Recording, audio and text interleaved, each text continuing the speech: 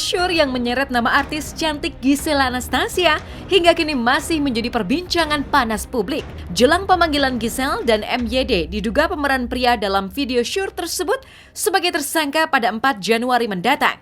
Pro kontra pun mencuat. Sebagian beranggapan bahwa mantan istri Gading Marten itu memang pantas untuk dihukum. Namun ada pula sebagian lainnya menganggap Gisel sebenarnya merupakan korban. Lantas, seperti apa penjelasan Komisi Nasional Perempuan terkait persoalan ini? Benarkah pasal yang disangkakan kepada Gisel dan MYD tidaklah sesuai dan butuh dicermati lebih seksama lagi? Ya, kalau Komnas Perempuan sendiri melihat sebenarnya GA ini sebagai korban kekerasan berbasis gender cyber ya, karena dokumen pribadi disebarluaskan oleh orang yang tidak bertanggung jawab tanpa izin pemilik dokumen tersebut. Sehingga penetapan GA sebagai tersangka itu sebenarnya tidak tepat, karena apa yang menjadi privasi GA itu bukan perbuatan tindak pidana. Seharusnya yang ditetapkan sebagai pelaku tindak pidana adalah pelaku penyebarluasannya. Sesuai dengan Undang-Undang Pornografi pasal 4 ayat 1 itu menyampaikan bahwa untuk dokumen pribadi kepentingan sendiri itu tidak termasuk dalam ranah pidana. Komnas Perempuan melihatnya GA ini sebagai korban dan tidak seharusnya tidak ditetapkan sebagai tersangka, karena yang melakukan penyebarluasan adalah orang lain yang tidak bertanggung jawab, yang berdampak merugikan untuk korban, yaitu GA di sini, yang memang gambarnya tersebar luas karena pelaku penyebarluasan. Siapa sih yang nggak kepengen sebenarnya hidupnya mulus-mulus aja gitu. Terus kalau aku harus sekarang ceritanya begini, aku jalanin dengan cerita yang sekarang dengan harapan bisa lebih baik ke depannya, tidak mengulangi kesalahan yang sama di masa lalu, memperbaiki hal-hal yang bisa diperbaiki dengan cerita yang baru. Nggak ada yang menjamin juga itu akan menjadi bagus atau nggak bagus di depannya. Jadi ya dijalanin aja dengan ups and down-nya, ya dinikmatin aja.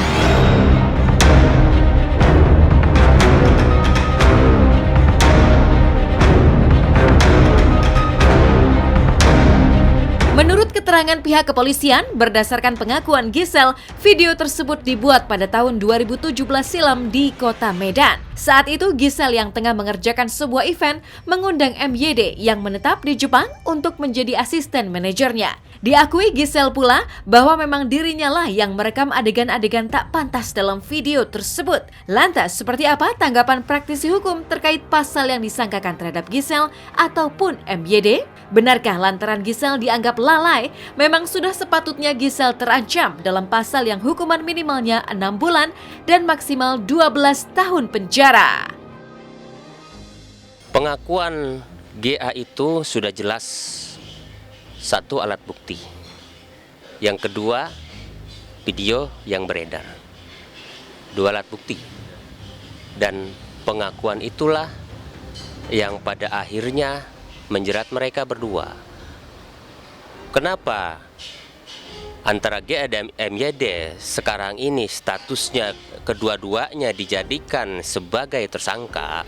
Beda halnya dengan kejadian 2010 yang lalu berkaitan dengan video sosok artis juga. Gisel menjelaskan bahwa videonya itu dibuat untuk kepentingan pribadi, untuk koleksi pribadi, dan setelah dibuat itu dia membagikan ke MYD seperti itu. Nah, disitulah kenapa pasal ini pas untuk dikenakan pada mereka berdua. Tetapi kalau untuk MYD sendiri itu masih perlu dibuktikan berkaitan dengan pasal 4 ayat 1 Junto 29 ini ya. Karena di sini lebih banyak kecocokan untuk yang membuat, dan yang membuat itu berdasarkan pengakuan GA, dan GA sendirilah yang melakukan. Di sini kan pihak kepolisian baru menggambarkan kalau pasal 4 ayat 1 ini hukumannya sampai 12 tahun penjara loh. Tapi kan belum tentu dong GA dengan MYD dihukum sampai 12 tahun. Semuanya kan diproses di pengadilan nanti akan terus berlanjut, dan pihak majelis hakim pasti akan mempertimbangkan hal-hal lain kan. Karena ini juga kan sebenarnya bentuk kealpaan, ketidakmengertian seorang Giselle gitu loh. Kalau apa yang dia lakukannya itu akan berbuntut seperti ini.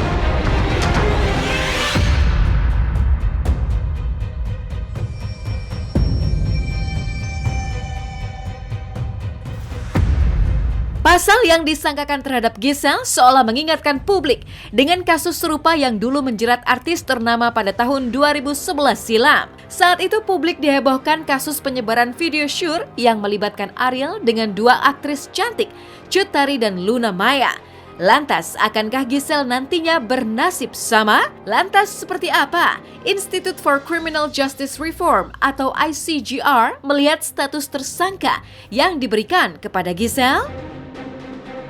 Kalau kita lihat dari ketentuan yang menjerat Giselle gitu di pasal 4 Undang-Undang Pornografi dan juga di pasal 8 Undang-Undang Pornografi, dijelaskan gitu di pasal 4 bahwa ketentuan yang melarang perbuatan membuat konten pornografi itu dikecualikan ketika pembuatannya ditujukan untuk dokumentasi pribadi, untuk kepentingan sendiri ataupun untuk kepentingan pribadi gitu. Jadi memang tidak dapat dijerat dengan pasal 4 yang melarang pembuatan pornografi apabila ditujukan untuk kepentingan pribadi. Nah, dari situ kita melihat gitu bahwa sebenarnya penetapan tersangka dari GA sendiri tidak bisa digunakan gitu dengan pasal-pasal yang disebutkan oleh aparat hukum, yang disebutkan oleh penyidik. Kalau dalam konteks ini kan kita ngomongnya bahwa siapapun gitu yang terlibat dalam video tersebut, terlepas dia public figure atau bukan, harusnya tidak bisa dipidana gitu apabila sama sekali tidak menghendaki adanya penyebaran video tersebut, sama sekali tidak pernah membuat konten pornografi dalam konteks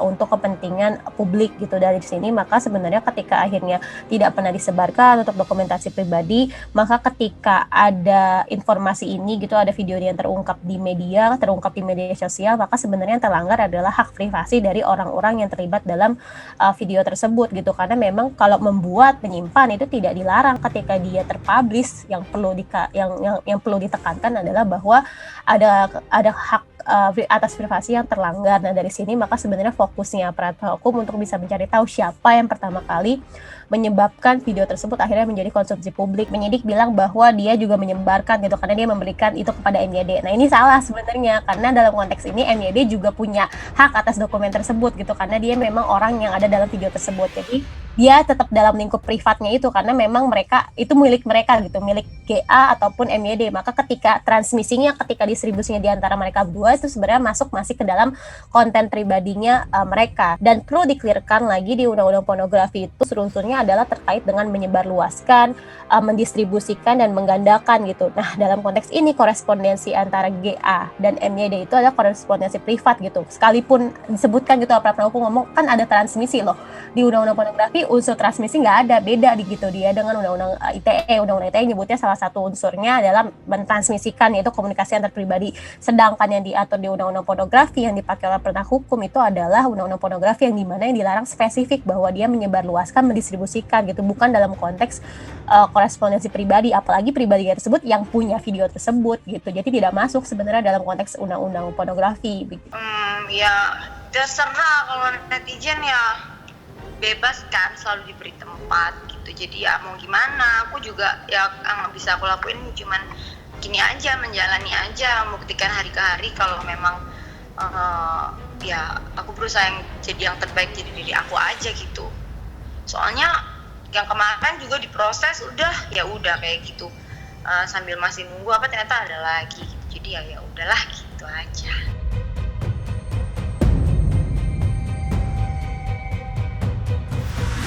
Sejak kasus penyebaran video syur tersebut merebak dan viral di jagat maya, sejumlah pihak mendesak agar kasus ini diusut tuntas. Saat itu pula, tim Hotshot sempat mewawancarai Giselle kala berlibur di Sumba lewat sambungan video call dan ia pun seolah menampik bahwa bukan dialah yang berada dalam video syur tersebut. Lantas apa yang menjadi dasar pihak kepolisian sehingga akhirnya Giselle ditetapkan sebagai tersangka? Pokoknya aku ini sih kayak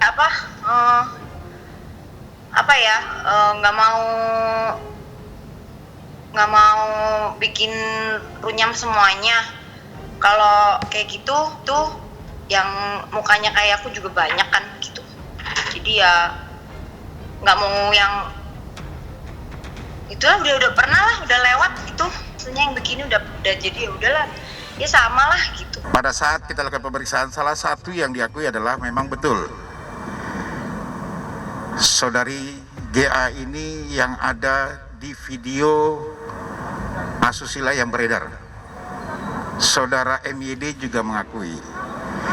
Dan pada saat itu saudari GA itu memang dan MYD ada hubungan kerja. Ya, ada hubungan kerja salah satu event yang ada di Kota Medan pada saat itu. Ya, saudara MYD memang bekerja di Jepang, kemudian dipanggil, diundang oleh saudari GA untuk bisa bergabung bersama-sama melakukan pekerjaan event ini. Selesai kegiatan acara, mereka sempat memang minum minuman keras dengan kondisi pada saat itu dalam keadaan mabuk katanya. Kalau pengakuannya dua-duanya suka sama suka. Yang merekam langsung sudah saya sampaikan, makanya yang diancam di sini di pasal 4 Yunto pasal 4 ayat 1 Yunto pasal 29 ini adalah saudari GA. Karena saudari GA ini yang memposting langsung dengan handphonenya yang ada. Jadi ada pengiriman dari handphone saudari GA kepada handphone saudara MYD menggunakan salah satu aplikasi karena sama-sama menggunakan iPhone, ya, menggunakan airdrop. Kita jadwalkan saudara GA, saudari GA dan saudara MYD untuk dilakukan pemanggilan sebagai tersangka. Kita jadwalkan tanggal 4 Januari 2021 itu pukul 10.00.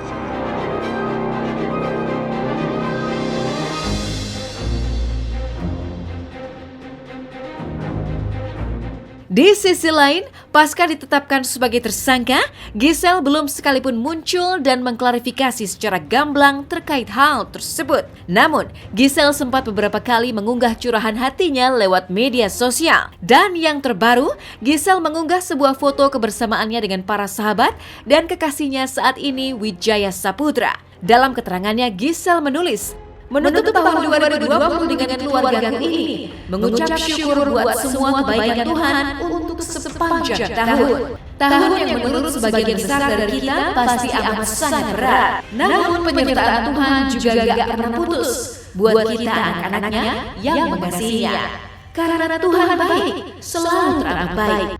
Tulis Giselle dalam keterangan dalam unggahannya. Ya, sebenarnya sedih sih. Sedih, berkali-kali lagi kan gitu. Cuman kemudian kalau anak-anak gimana gitu kalau ngelihat kayaknya langganan banget. Iya, cuman ya udahlah gitu. Gak apa-apa, yang penting kan aku yang tahu, maksudnya kehidupannya kan kita yang jalani.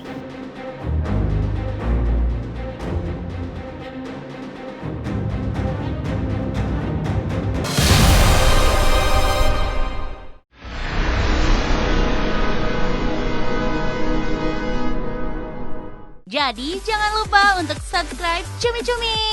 Ditekan ya tombol lonceng merahnya.